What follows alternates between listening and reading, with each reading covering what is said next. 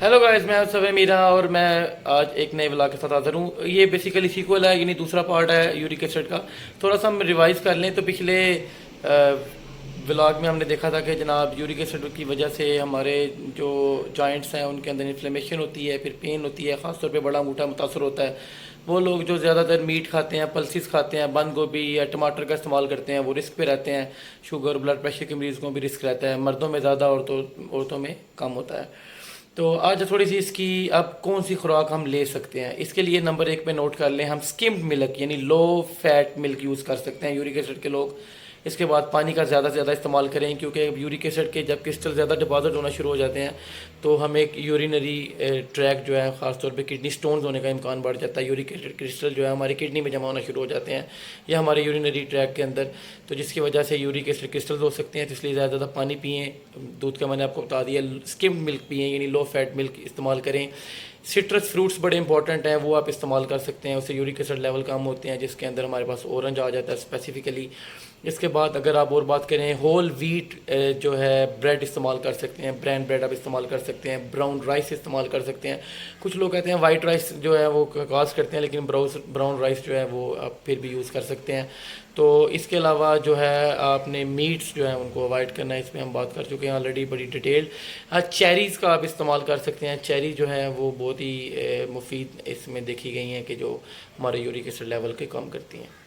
अब इसकी थोड़े से इलाज की बात कर लें। इलाज के लिए चूँकि यूट्यूब की बहुत ही रिस्ट्रिक्शन है कि आपको मेडिसिन के ब्रांड नेम सजेस्ट नहीं कर सकते, तो इसके इलाज के लिए तो अगर आपको दर्द है और शुरू में ज़्यादा इन्फ्लेमेशन नहीं है तो हम एंटी इन्फ्लामेटरी ड्रग्स यूज़ कर लेते हैं, usually non steroidal anti inflammatory drugs, जिसके अंदर हमारे पास पॉन्स्टान आ जाती है, पैनाडोल आ जाती है, ब्रूफन इस्तेमाल कर लेते हैं। इसके अलावा पायरेक्सिकैम है, वो इस्तेमाल कर सकते हैं आप।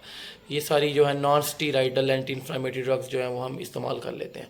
बुखार की सूरत में आप पैनाडोल का इस्तेमाल कर लेते हैं, वो नॉन स्टीराइडल एंटी इन्फ्लामेटरी की क्लास तो नहीं है, वो साइक्लोऑक्सीन इन्हिबिटर है, बेसिकली बुखार के लिए होती है, दर्द भी कम करती है।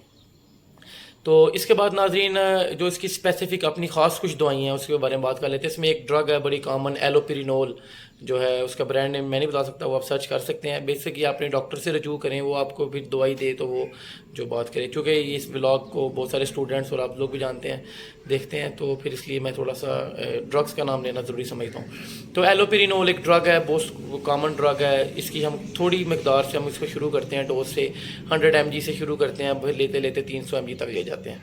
इसके अलावा दूसरी एक बड़ी मशहूर ड्रग जो आजकल कॉमनली इस्तेमाल हो रही है वो है फेबक्सिस्टेट। वो भी हम 50 मिलीग्राम से शुरू करते हैं और फिर आस्ता आस्ता उसको टैपर करते हैं।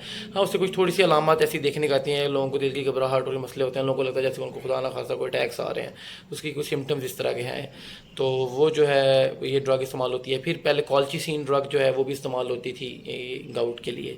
तो ये चंद दवाइयाँ हैं जो गाउट के लिए इस्तेमाल होती हैं। तो सबसे इम्पॉर्टेंट ये है कि आप परहेज़ करें, और जब आपको शदीद दर्द है, शदीद तकलीफ़ है, तो डॉक्टर से फ़ौरन रजू करें। अपना इस चैनल का ख्याल रखें। अल्लाह हाफिज़। और लाइक और सब्सक्राइब करना मत भूलिए। किसको? मीरा व्लॉग्स को। अस्सलाम वालेकुम।